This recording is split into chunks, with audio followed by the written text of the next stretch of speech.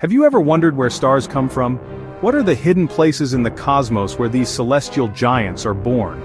Well, this is why you need to know about the Tarantula Nebula. It's not just another pretty picture in space, it's a dynamic, vibrant region teeming with activity, a place where the universe is constantly creating and recreating. It's the galaxy's wildest nursery for newborn stars. A chaotic, beautiful mess of gas, dust, and raw energy, all coming together to birth the next generation of stars.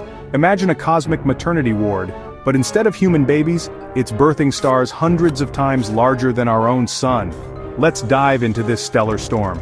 We're about to embark on a journey to one of the most fascinating and energetic places in our cosmic neighborhood. Prepare to be amazed by the sheer scale and intensity of the Tarantula Nebula, tucked away in the Large Magellanic Cloud, a neighbor galaxy just 160,000 light-years from us, a cosmic hop, skip, and a jump in astronomical terms. This proximity makes the Tarantula Nebula an ideal target for astronomers to study star formation in detail. Lies the Tarantula Nebula, a sprawling, glowing expanse of cosmic wonder, easily visible even through modest telescopes. Its intricate filaments and vibrant colors hint at the incredible processes unfolding within. This monster cloud spans over 1,000 light-years, a truly colossal structure dwarfing anything we see in our own Milky Way galaxy. To put that in perspective, if the Tarantula Nebula were closer, it would cast shadows on Earth, making it the largest, busiest star factory we've ever found. A place where stars are not just born but are churned out at an astonishing rate. It's a stellar metropolis, a bustling hub of cosmic creation. Imagine, every single day, colossal new stars are being born here, blazing into existence with unimaginable power and brilliance. These aren't your average run-of-the-mill stars. These are behemoths, cosmic giants that dominate their surroundings, some reaching up to 300 times the mass of our sun.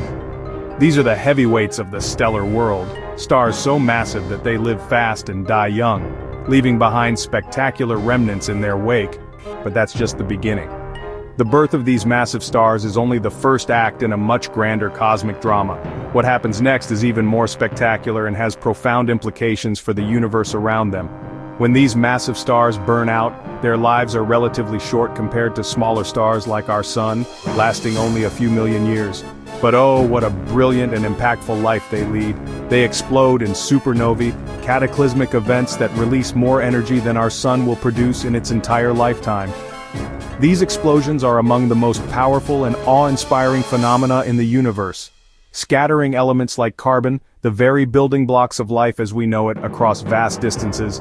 These elements are forged in the hearts of stars and then dispersed into the cosmos through these spectacular explosions: oxygen and iron through space.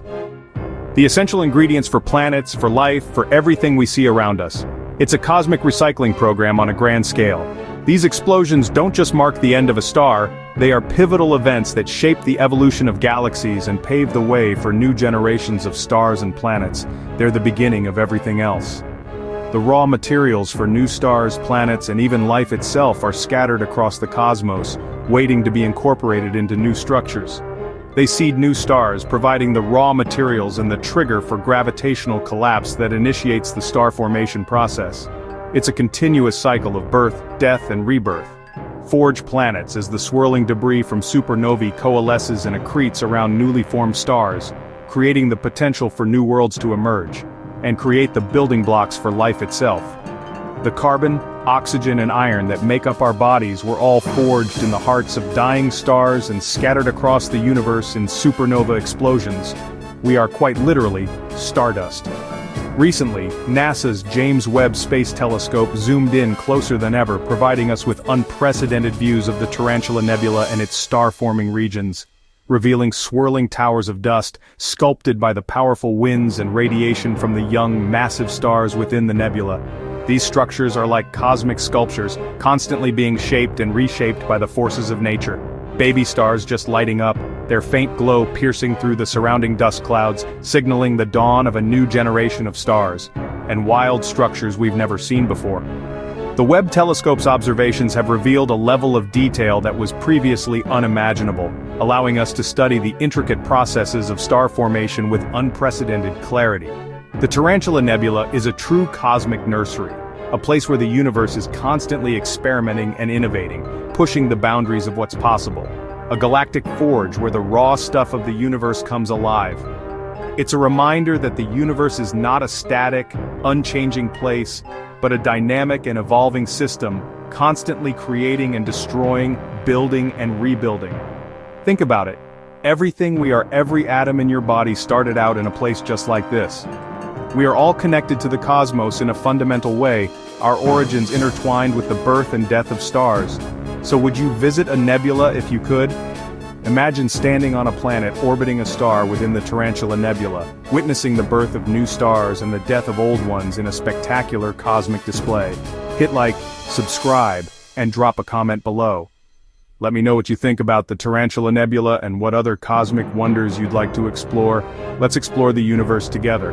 The cosmos is vast and full of mysteries, and there's always something new to discover. Join me on this journey of exploration and let's unravel the secrets of the universe, one nebula at a time.